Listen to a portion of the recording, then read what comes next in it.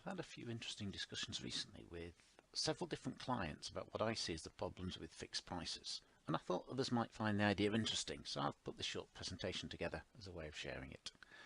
Actually, I don't have any problems with fixed prices as such. They make a lot of sense in many circumstances, and in a lot of what we buy in our personal and business life, they're exactly the right thing to do. And they make budgeting and financial planning nice and neat.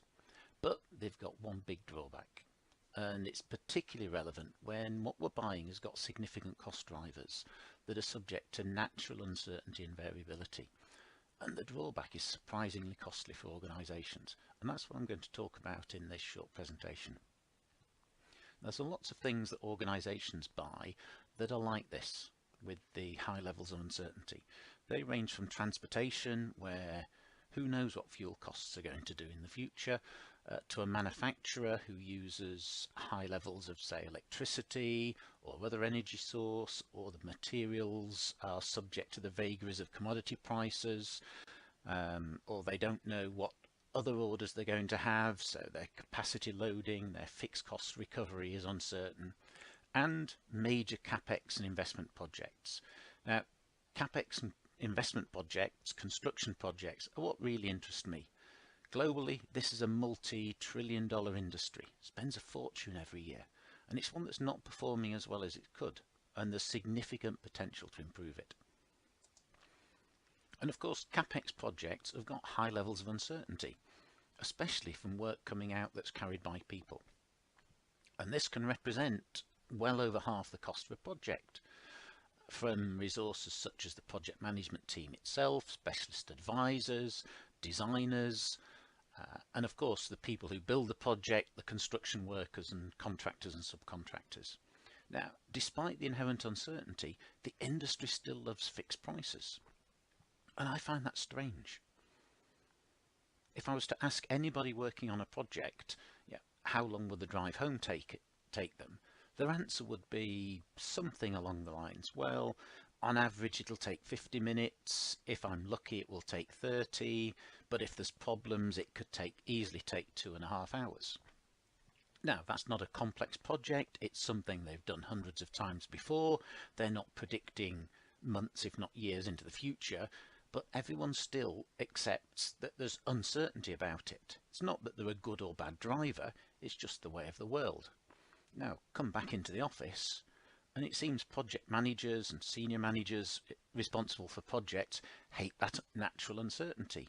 We love fixed prices. We love fixed deadlines for time. It's the norm. Yes, it's convenient. Yes, it allows clients to plan the budgets more easily, to allocate funds. It makes contractor selection simple. Of course, anybody could tell which number at the bottom of a complex bid is the smaller number. Hey presto, we know the best supplier. So what's the drawback that I claimed existed with fixed prices if it's got all these areas of convenience? Well, the problem is you pay a hell of a price premium for that convenience.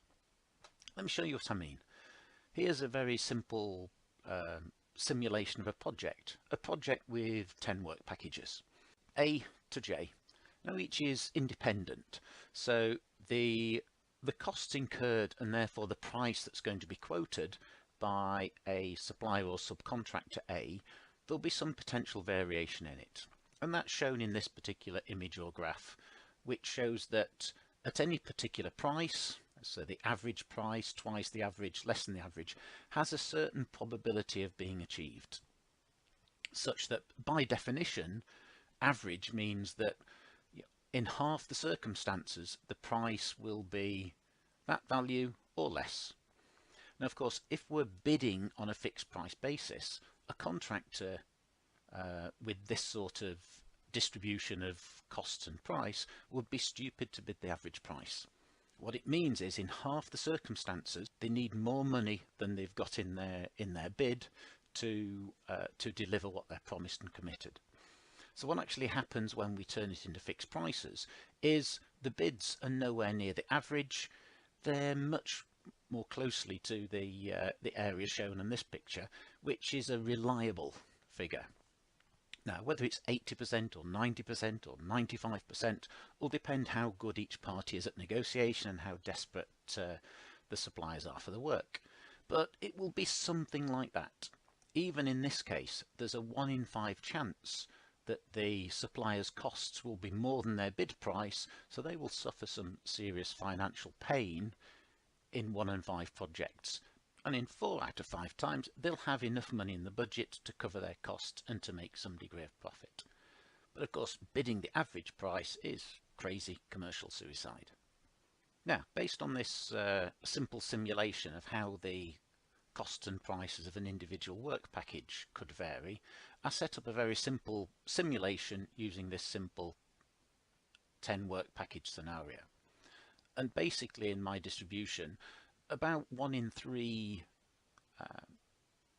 work packages would overspend, and there's a 2 in 3 chance that it would cost less than this reliable bid price. And the reliable bid price turned out to be about 50% more than the average price.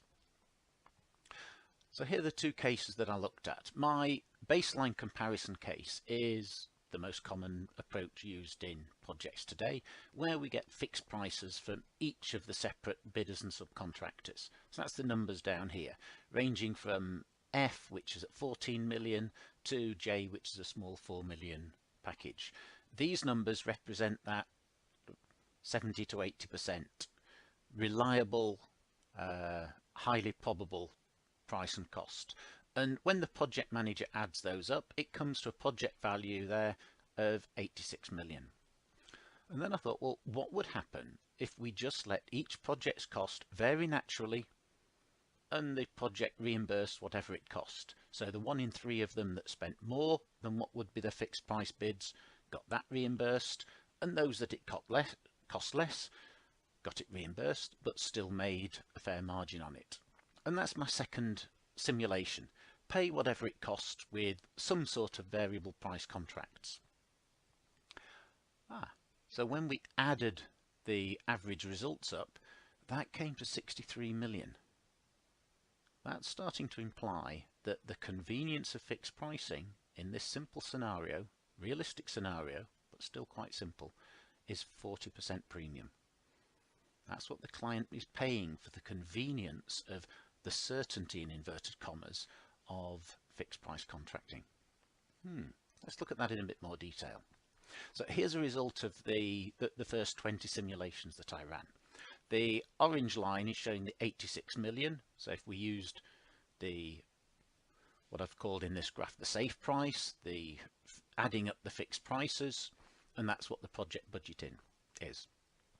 The blue line is what if you just let the prices of each work package vary according to that distribution that I showed and pay those. And here's what happens. Wow. Not once in 20 times did it ever add up to more than that. What that means is that we didn't get 6 of the work packages at the same time, all overspending and the others being fairly high.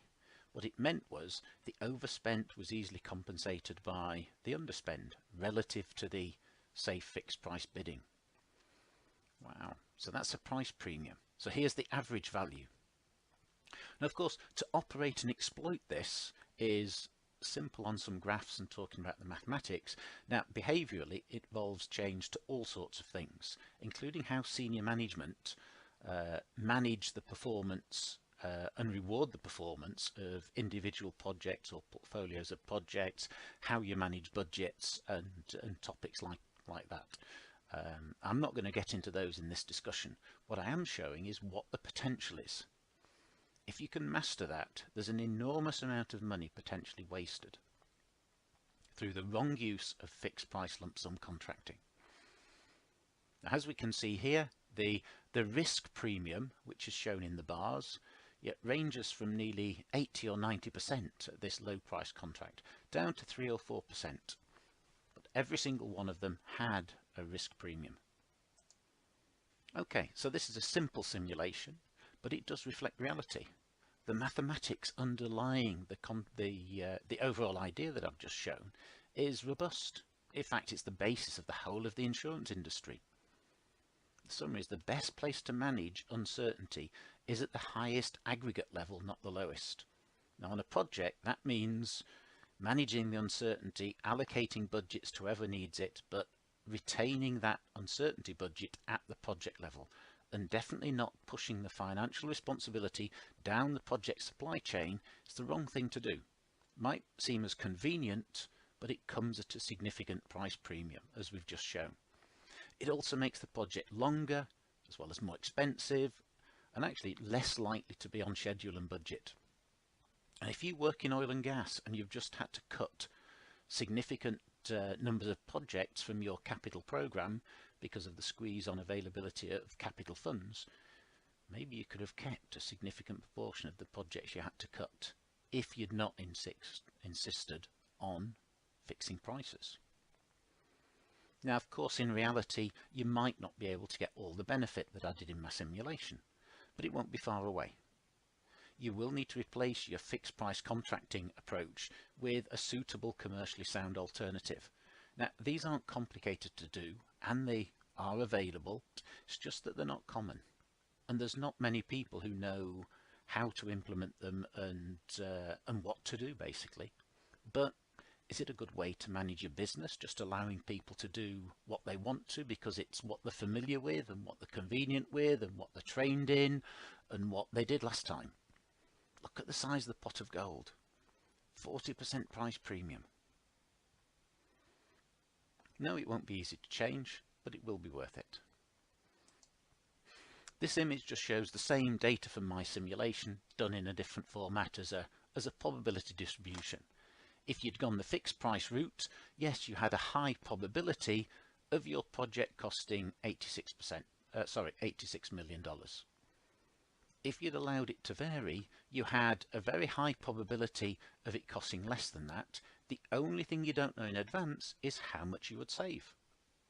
I know what I would do if this was my money.